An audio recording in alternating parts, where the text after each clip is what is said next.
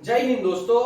आजकल देखा जाता है कि लोग सब कुछ जानते समझते हुए भी किसी के बहकावे में आकर या जानबूझकर लड़ाई जैसे आपराधिक मुकदमों में फंस जाते हैं। लेकिन जब यही लड़ाई झगड़ा आगे चलकर किसी बड़ी मुसीबत का रूप ले लेता है तो उन्हें ऐसे कानूनी मामलों से बाहर कैसे निकलना है या जो कोर्ट केस उनके खिलाफ दर्ज किया गया है उसके बारे में ज्यादा जानकारी नहीं होती। इसीलिए हम विश्लेषण के द्वारा यह प्रयास करते रहते हैं कि आपको भारतीय दंड संहिता की सभी धाराओं के बारे में संपूर्ण जानकारी विस्तृत रूप से आप तक पहुंच सके। इसीलिए आज हम एक ऐसी धारा के बारे में जानेंगे जो अन्य धाराओं से थोड़ी अलग है। आज हम जानेंगे आईपीसी की धारा 323 क्या होती है, इस धारा में 323 में कितनी सजा होती है और इस आईपीसी की धारा के सेक्शन में जमानत कैसे मिलती है। इन सभी विषय पर आज हम विश्लेषण करेंगे, तो विश्लेषण के अंत तक बने रहिए। भारतीय दंड संहिता की अलग अलग धाराओं में बहुत से अपराधों का वर्णन देखने को मिलता है। उनके अनुसार अलग अलग अपराधों में अलग अलग सजा का प्रावधान होता है। इन अपराधों को दो श्रेणी में बांटा गया है, जैसे कि गंभीर अपराध और साधारण अपराध। उसी प्रकार जमानत के लिए भी हर अपराध में अलग अलग प्रावधान जोड़े गए हैं। इन आईपीसी की सेक्शन का उपयोग समय के साथ साथ बढ़ते क्राइम को रोकने के लिए होता रहा है।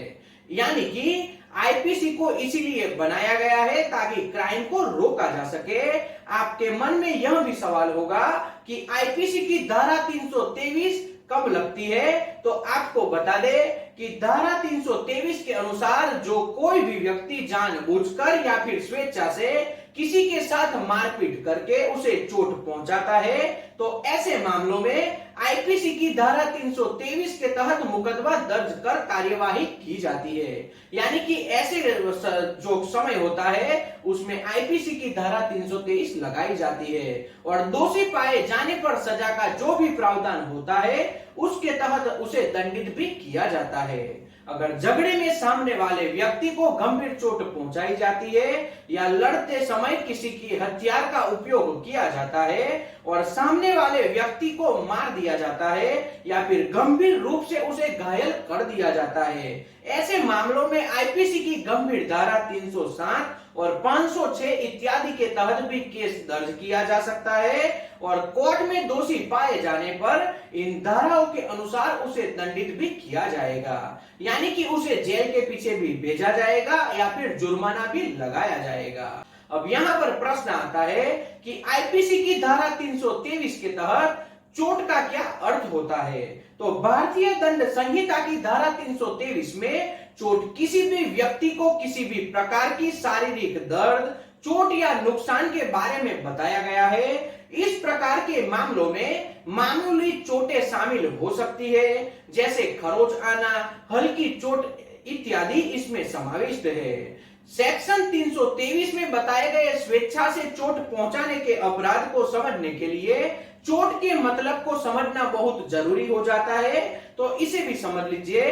भारतीय दंड संहिता की धारा 323 के तहत स्वेच्छा से चोट पहुंचाने के अपराध को साबित करने के लिए कुछ ऐसी बातें बताई गई है जिनका इस क्राइम में होना जरूरी होता है। यानी कि जो एविडेंस है वह पुख्ता होने चाहिए। आइए अब जानते हैं वो बातें कौन कौन सी है। पहला, चोट पहुंचाने का कार्य किसी उद्देश्य से किया जाना चाहिए। इसका मतलब यह होता है कि व्यक्ति जानबूझकर खुद की इच्छा से इस क्राइम को करता है, जिसके कारण सामने वाले व्यक्ति को किसी भी तरह की चोट पहुंचाई जाती है। दूसरा, पीड़ित को वास्तविक शारीरिक नुकसान यानी कि फिजिकल डैमेज या चोट लगनी चाहिए। इसमें किसी भी जगह पर कटना या खरोच पहुंचना जरूरी होता है, यानी कि इस प्रकार का किसी को भी नुकसान पहुंचाया जाए। तीसरा, चोट पहुंचाने का कार्य गंभीर और अचानक उत्तेजना में नहीं किया जाना चाहिए।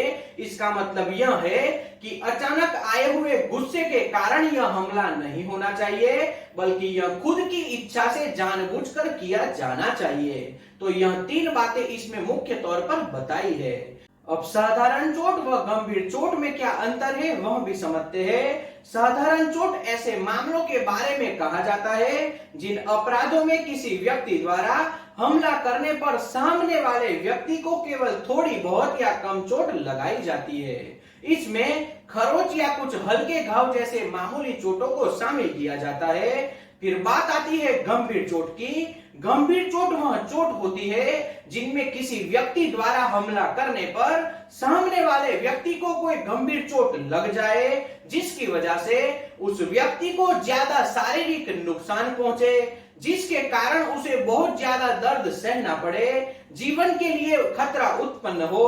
उदाहरण के लिए फ्रैक्चर और गहरे घाव जैसी चोटों को इसमें शामिल किया जाता है जो पीड़ित व्यक्ति के जीवन में खतरे के लिए मुख्य मानी जाती है।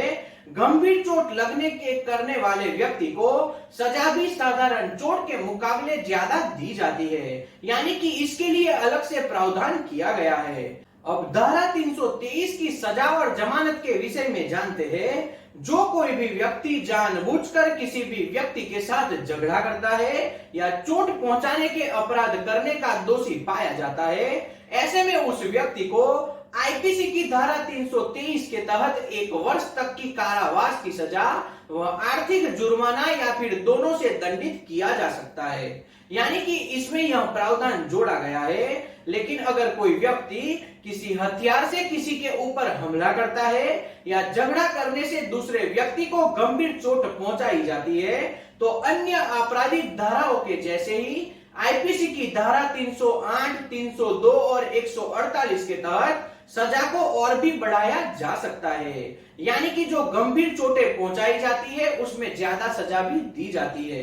तो आज के विश्लेषण में हमने भारतीय दंड संहिता की धारा 323 को विस्तृत से समझा है। यदि आपको इस वीडियो के माध्यम से कुछ सीखने को मिला हो तो वीडियो को लाइक और शेयर कीजिए, चैनल को सब्सक्राइब कर लीजिए और घंटी के बटन को दबाना बिल्कुल न भूले ताकि आने वाले वीडियो का नोटिफिकेशन आपको तुरंत मिल सके।